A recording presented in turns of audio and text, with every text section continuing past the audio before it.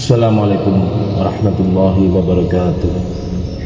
Innal hamdalillah nahmaduhu wa nasta'inuhu wa nastaghfiruh wa na'udzu billahi min shururi anfusina wa min sayyiati a'malina.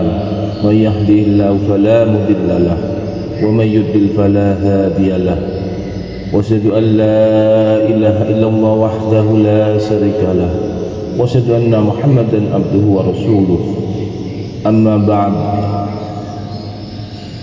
يا أيها الذين آمنوا اتقوا الله حق تقاته ولا تموتن إلا وأنتم مسلمون يا أيها الناس اتقوا ربكم الذي خلقكم من نفس واحدة وخلق منها زوجها وبث منهما رجالا كثيرا ونساء واتقوا الله الذي تساءلون به والأرحام إن الله كان عليكم رقيبا يا أيها الذين آمنوا اتقوا الله وقولوا قولا سديدا يصلح لكم أعمالكم ويغفر لكم ذنوبكم ومن يطع الله ورسوله فقد فاز فوزا عظيما. الله أكبر الله أكبر الله أكبر ولله الحمد. الله أكبر Allahu Akbar Allahu Akbar walillahil hamd. Ma'asyiral muslimin, jamaah salat Id rahimani wa rahimakumullah. Hari ini adalah hari kebahagiaan kaum muslimin di seluruh penjuru dunia. Hari lebaran, hari raya, hari bersukacita. Semakin menjadi indah hari ini, semakin menjadi indah hari tersebut tatkala kaum muslimin membukanya dengan bersujud di hadapan Sang Pencipta alam semesta ini. Semakin bertambah indah ketika hari tersebut dipenuhi dengan gema takbir dan sanjungan kepadanya. Hari ini adalah hari Idul Adha, hari An-Nahr yang disebut oleh Allah sebagai Al-Hajjul Akbar. Hari ini adalah hari terbaik sepanjang tahun. Nabi Muhammad sallallahu alaihi wasallam bersabda, "Inna a'zamal ayyami indallahi tabaraka wa ta'ala yaumun nahr." Sesungguhnya hari teragung di sisi Allah tabaraka wa ta'ala adalah hari An-Nahr. Hari ini menjadi hari teragung karena pada hari ini terkumpulkan banyak sekali ibadah-ibadah yang agung bagi para jamaah haji. Mereka pada hari ini melempar jamarat, mencukur rambut mereka, menyembelih hewan hadyu mereka, melakukan tawaf ifadah dan sa'i.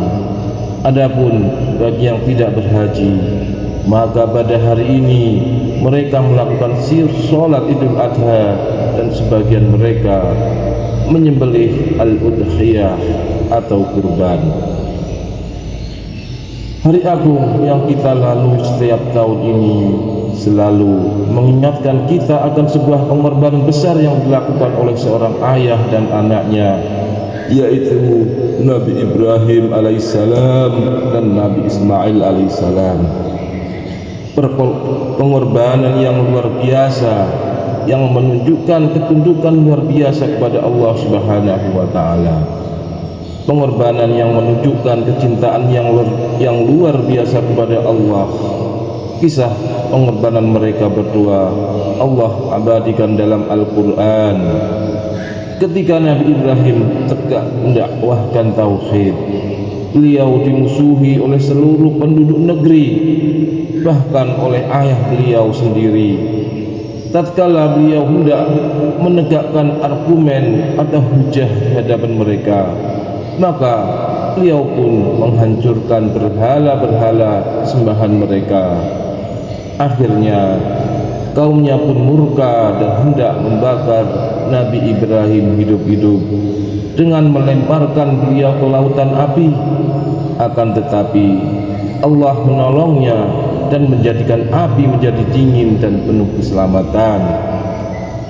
Ketika beliau merasa bahwa kaumnya tidak akan beriman, maka beliau pun meninggalkan kaumnya dan memohon kepada Allah agar diberi keturunan yang soleh. Allah Subhanahu wa ta'ala berfirman, wa qala inni dhahibun ila rabbi sayahdin rabbi habli minas sholihin fabasarnahu bigulamin halim. Dan Ibrahim berkata, sesungguhnya aku pergi menghadap kepada Tuhanku dan Dia akan memberi petunjuk kepadaku. Ya Tuhanku, anugerahkanlah kepadaku seorang anak yang termasuk orang-orang yang soleh, maka kami beri dia kabar gembira dengan seorang anak yang amat sabar. Quran Surat As-Saffat ayat 97 sampai 101. Allahu Akbar, Allahu Akbar, Allahu Akbar walillahil hamd. Allah Subhanahu wa ta'ala akhirnya mengabulkan doa beliau sebagai ganti atas pengorbanan beliau. Beliau meninggalkan kaum dan kampung halamannya, maka Allah menggantikan dengan anak yang sangat saleh dan menghilangkan kesepiannya. Akan tetapi anugerah anak tersebut, yaitu Nabi Ismail alaihissalam, baru Allah berikan setelah Nabi Ibrahim alaihissalam sangat tua. Sebagian ulama menyatakan yaitu ketika umur Nabi Ibrahim di atas 80 tahun. Kita bisa bayangkan betapa sangat bernilainya anak yang baru lahir setelah penantian puluhan tahun. Kita bisa membayangkan betapa besar kasih sayang Nabi Ibrahim alaihissalam terhadap Nabi Ismail. Sungguh menanti lahirnya seorang anak hingga puluhan tahun itu merupakan ujian tersendiri. Namun kebahagiaan tersebut tidak berlangsung lama. Allah kembali menguji Nabi Ibrahim ketika sang anak yaitu Ismail benar-benar dalam kondisi remaja dan mulai membantu sang ayah. Pada saat umur itulah biasanya puncak kecintaan seorang ayah kepada anaknya. Allah Subhanahu wa ta'ala berfirman, falamma balagha ma'ahu sa'ya qala ya bunayya inni ara fil manami anni adbahuka fanzur madza tara qala ya abati fa'al ma tu'mar satajiduni insyaallahu minas sabirin. Maka ketika anak itu sampai pada umur yang sanggup berusaha bersama-sama Ibrahim berkata, wahai anakku, sesungguhnya aku melihat dalam mimpi bahwa aku menyembelihmu, maka pikirkanlah apa pendapatmu. Ia menjawab, wahai ayahku, kerjakanlah apa yang diperintahkan kepadamu, insya Allah kamu akan mendapatiku termasuk orang-orang yang sabar. Quran Surat As-Saffat ayat 100 dunia. Ma'asyiral muslimin jamaah sholat Id rahimani wa rahimakumullah. Saat itu kira-kira umur Ismail belasan tahun dan umur Nabi Ibrahim alaihissalam sekitar 100 tahun. Dan tentu ia mulai lemah dan mulai bertumpu kepada sang anak. Saat itulah puncak kecintaan seorang ayah kepada anak. Namun ternyata Allah Subhanahu wa ta'ala memerintahkan sang ayah yaitu Ibrahim alaihissalam untuk menyembelih sang anak. Ujian ini tentu lebih berat daripada ujian tatkala Nabi Ibrahim dilemparkan ke lautan api. Betapa sering seorang ayah lebih mencintai anaknya daripada dirinya sendiri. Ibrahim berkata dengan penuh ketenangan, ya bunayya inni ara fil manami anni adbahuka. Wahai anakku, sesungguhnya aku sedang melihat dalam mimpi bahwa aku menyembelihmu. Perhatikanlah, mimpi telah berlalu, namun Ibrahim mengungkapkannya seakan-akan beliau sedang melihat mimpi tersebut, padahal mimpi tersebut telah selesai. Ini menunjukkan bahwa mimpi tersebut benar-benar hadir dalam benak beliau tatkala beliau menyampaikannya kepada putranya yang tersayang Ismail alaihissalam. Derajat wahyu para nabi yang paling rendah adalah melalui mimpi. Lebih rendah derajatnya daripada datangnya malaikat atau ilham langsung dari Allah Subhanahu wa taala. Apalagi bertemu langsung dengan Allah. Meskipun perintah menyembelih sang anak datang melalui derajat wahyu yang terendah, namun Nabi Ibrahim alaihissalam sama sekali tidak ragu, tidak menanti mimpi datang untuk kedua atau ketiga kalinya, dan sama sekali tidak memberi penawaran kepada Allah dengan berkata, apakah ada perintah yang lain selain ini ya Allah? Sama sekali tidak. Nabi Ibrahim langsung menunaikan perintah Allah. Ibrahim tatkala menyampaikan perintah ini kepada sang anak, beliau menyampaikan juga bukan dengan keras. Beliau tidak berkata, sesungguhnya Allah telah memerintahkanku untuk menyembelihmu, maka kamu harus taat. Akan tetapi Ibrahim alaihissalam menyampaikannya dalam bentuk penawaran. Fangdur mada taro, maka pikirkanlah bagaimana pendapatmu. Tujuannya tidak lain agar Ismail juga bisa menjalankan ketaatan tanpa ada keterpaksaan, akan tetapi benar-benar karena tunduk kepada Allah, dan agar Ismail juga meraih pahala yang besar dari Allah Subhanahu wa taala. Ternyata sang anak tidak kalah sabarnya dengan sang ayah. Beliau dengan serta-merta menjawab, ya abatif alma tu'mar, satajiduni insyaallahu minas sabirin. Wahai ayahku, kerjakanlah apa yang diperintahkan kepadamu, insya Allah kamu akan mendapatiku termasuk orang-orang yang sabar. Allahu Akbar, Allahu Akbar, Allahu Akbar, walillahil hamd. Sungguh menakjubkan iman sang ayah, dan tidak kalah menakjubkan juga adalah iman sang ayah. Allah telah menguji Ibrahim dengan ujian yang sangat berat, karena Ibrahim telah meraih predikat yang sangat tinggi, yaitu Halilur Rahman atau kekasih Allah. Allah Subhanahu wa taala berfirman, wattakhadallahu Ibrahim khalila, dan Allah mengambil Ibrahim sebagai kesayangannya. Quran surat An-Nisa ayat 125. Ini adalah predikat spesial yang tidak dimiliki oleh para nabi yang lain kecuali Nabi Muhammad sallallahu alaihi wasallam. Oleh karenanya Ibrahim diuji pada perkara yang sangat ia cintai, yaitu putra sematawayang yang telah ditunggu kehadirannya puluhan tahun. Semua ini agar membuktikan bahwa kecintaannya kepada Allah lebih daripada segalanya.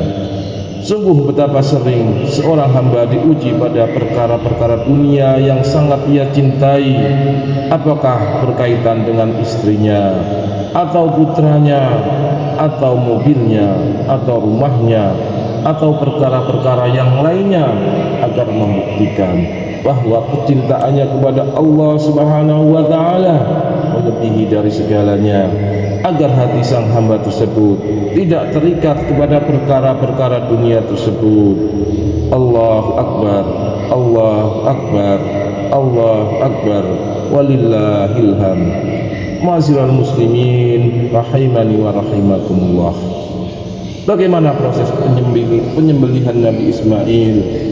Allah Subhanahu wa taala berfirman, falamma aslama wa tallahu lil jabin, tatkala keduanya telah berserah diri dan Ibrahim membaringkan anaknya di atas pelipisnya, nyatalah kesabaran keduanya. Quran surat As-Saffat ayat 103. Allah memuji keduanya. bahwasanya keduanya telah berserah diri. Inilah Islam yang sesungguhnya, yaitu tunduk dan pasrah dengan perintah Allah. Ibrahim membaringkan Ismail di atas pelipisnya agar ia tidak melihat wajah anaknya yang kesakitan tatkala proses penyembelihan berlangsung. Khawatir ia mundur dari ujian berat ini tatkala Ibrahim benar-benar akan menyembelih sang anak, dan sang anak benar-benar telah pasrah untuk disembelih. Maka Allah telah mengetahui kesungguhan mereka berdua.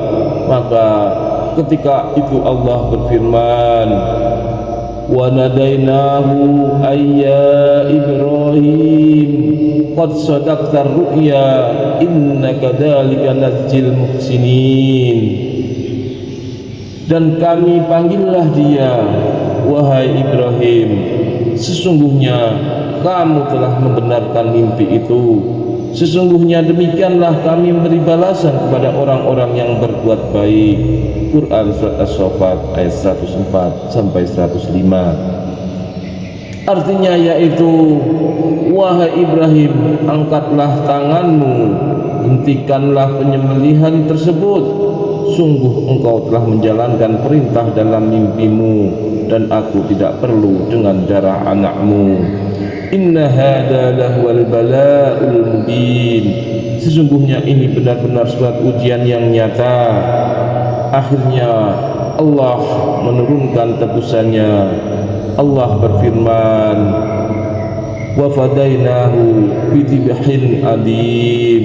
Dan kami tebus anak itu dengan seekor sembelihan yang besar.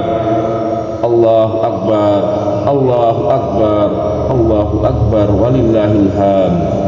Ma'asyiral muslimin yang berbahagia, sungguh banyak sekali pelajaran dan ibrah yang bisa kita dapatkan dari kisah pengorbanan ini.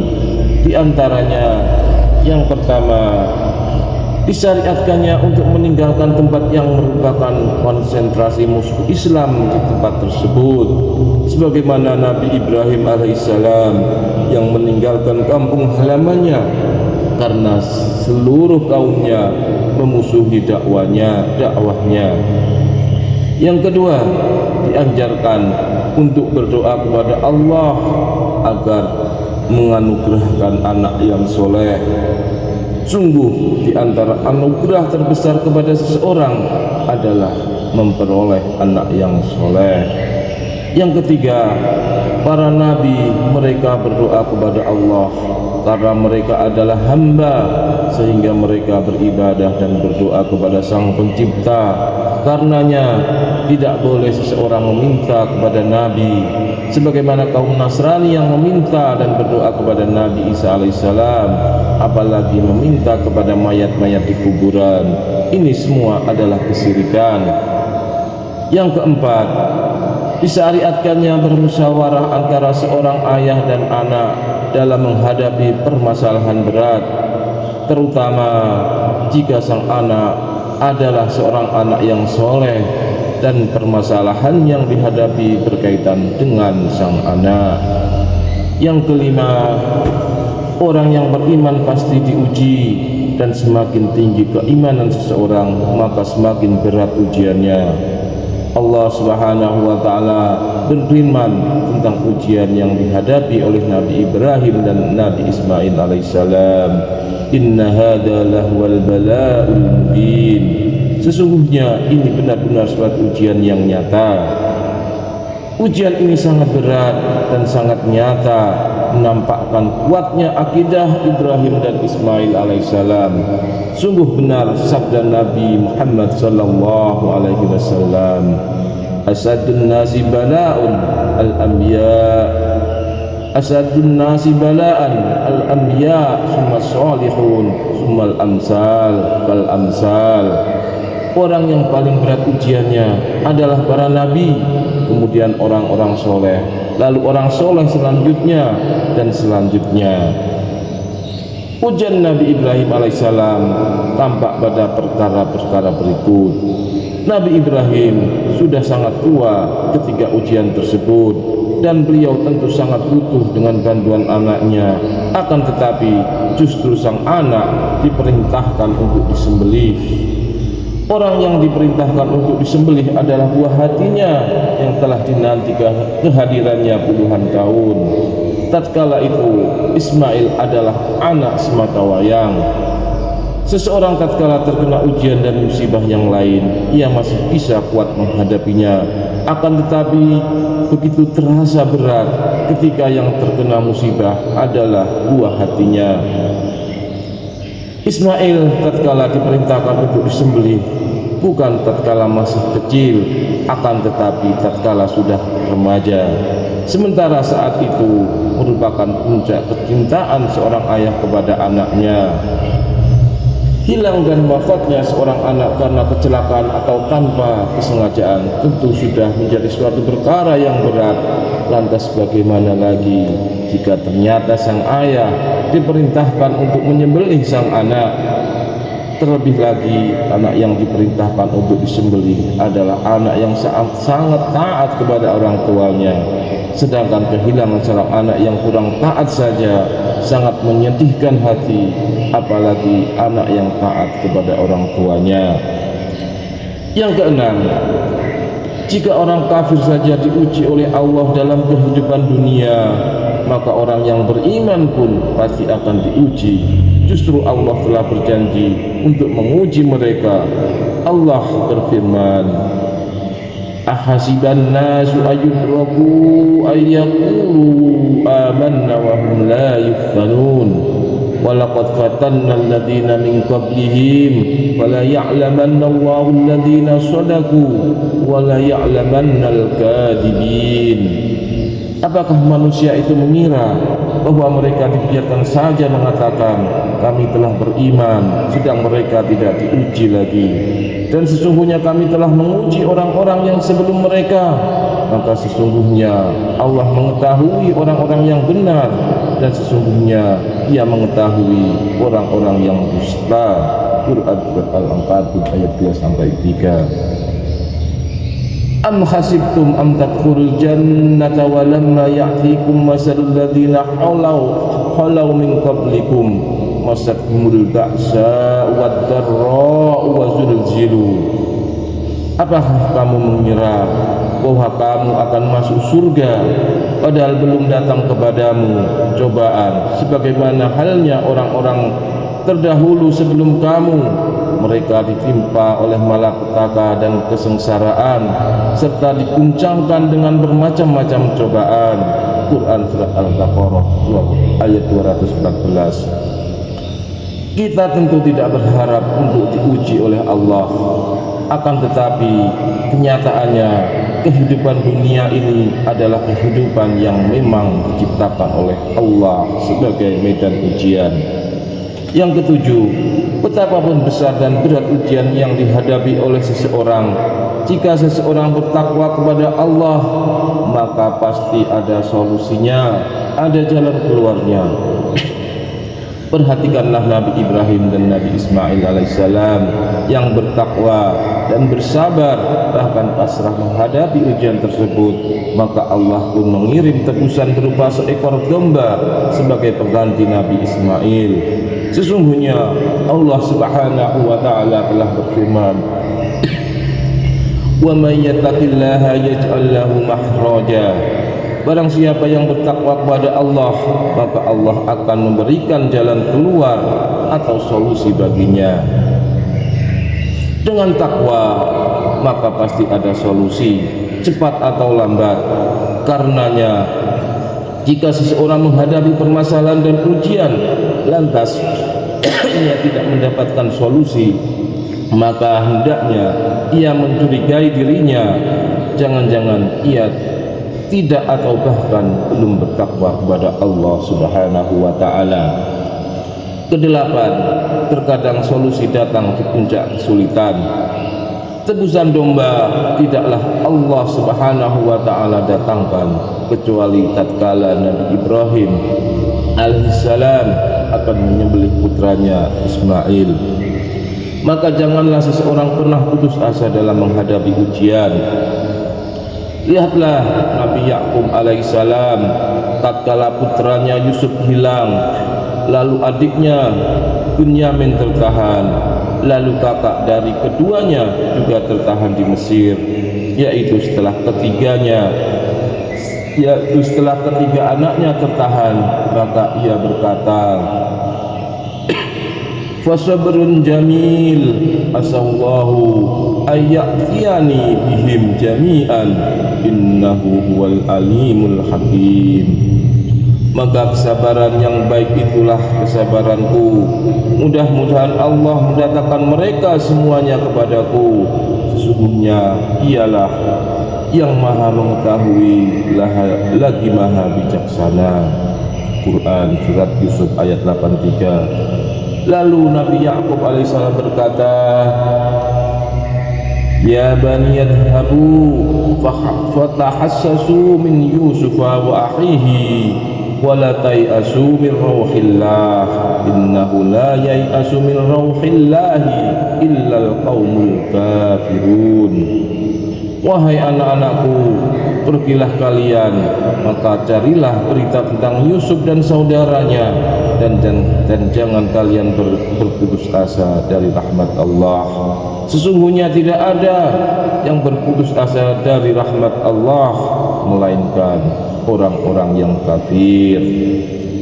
Yang kesembilan, perkataan Ismail alaihissalam tatkala dikabarkan tentang perintah untuk disembelih, satajiduni insyaallahu minas sabirin, insyaallah kamu akan mendapatiku termasuk orang-orang yang sabar. Ini adalah kalimat tawakal kepada Allah, di mana Ismail menyerahkan kesabarannya kepada kehendak Allah Subhanahu wa taala. Kalimat ini sangat jauh dari sikap ujub, dan kalimat inilah yang menyebabkan datangnya kekuatan dan pertolongan dari Allah Subhanahu wa taala. Yang ke-10, sikap Nabi Ibrahim ketika hendak menyembelih putranya dengan membaringkan Ismail di atas pelipisnya, di antaranya adalah untuk menghilangkan segala gangguan yang bisa menghalangi seseorang dalam menjalankan perintah Allah. Karena jika Nabi Ibrahim melihat wajah Ismail yang kesakitan ketika disembelih, bisa jadi hatinya menjadi kurang kuat dalam menjalankan perintah Allah. Maka seseorang ketika menjalankan perintah Allah Subhanahu wa taala berusaha menghilangkan seluruh rintangan dan gangguan yang bisa memundurkan dari menjalankan perintah Allah Subhanahu wa taala.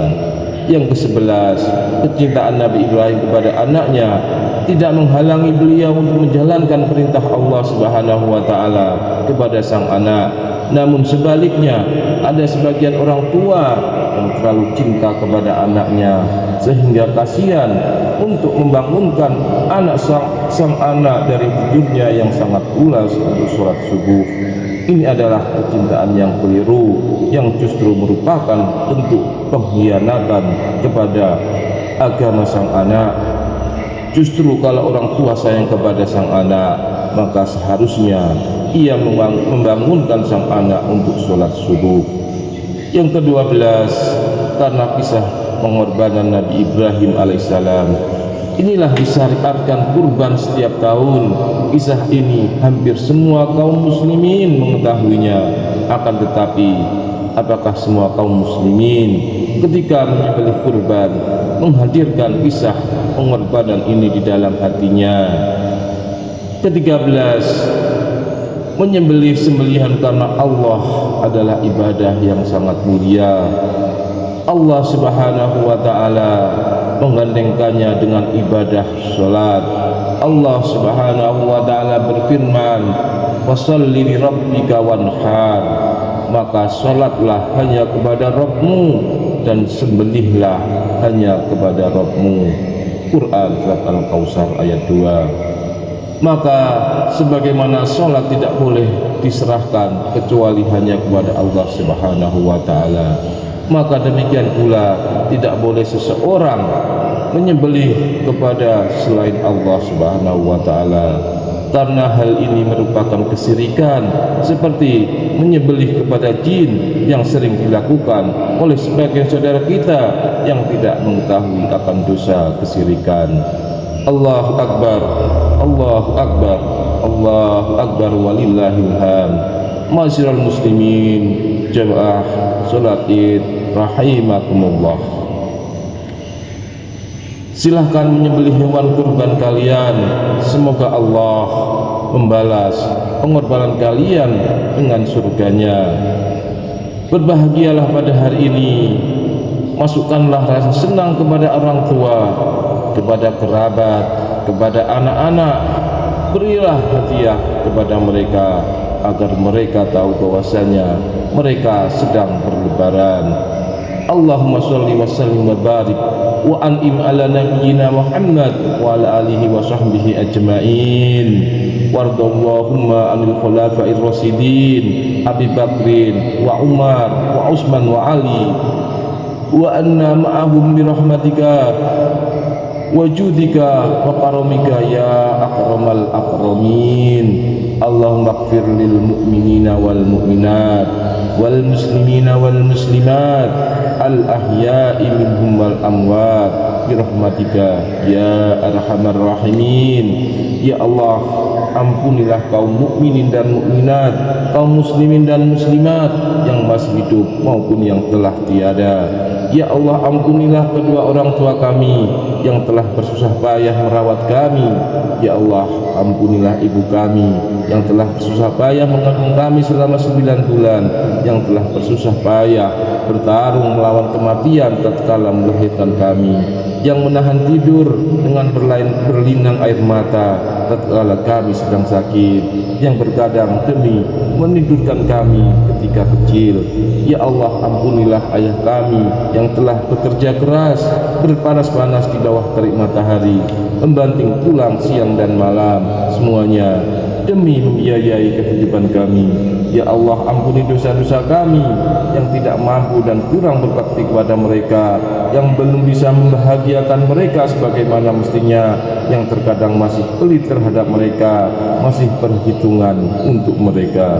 Ya Allah, tolonglah saudara-saudara kami di Palestina dan Suriah dan dimanapun saudara kami yang tertimpa musibah. Tolonglah mereka yang hidup dalam penderitaan. Tolonglah mereka yang merayakan hari lebaran dengan aliran air mata dan bunyi letupan senjata dan bom. Tolonglah mereka yang berhari raya dengan rasa lapar dan ketakutan. Ya Allah, angkatlah penderitaan mereka, sebarkanlah mereka, sabarkanlah mereka, kuatkanlah hati mereka.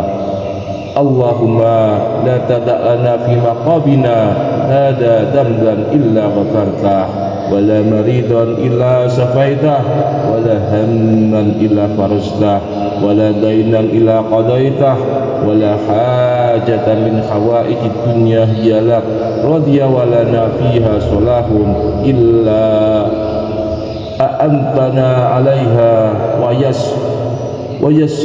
yassirtaha lana. Ya Allah, janganlah Engkau biarkan di tempat kami ini ada satu dosa pun kecuali Engkau maafkan. Tidak ada seorang pun yang sakit kecuali Engkau sembuhkan. Tidak ada kesedihan kecuali Engkau hilangkan. Tidak ada hutang kecuali Engkau lunaskan. Dan tidak ada satu kebutuhan dunia yang bagi kami dan Engkau ridhoi kecuali Engkau menolong kami untuk meraihnya dan Engkau mudahkan bagi kami. Rabbana atina fid dunya hasanah wa fil akhirati hasanah wa qina adzabannar wa akhiru da'wana alhamdulillahi rabbil alamin. Assalamualaikum warahmatullahi wabarakatuh.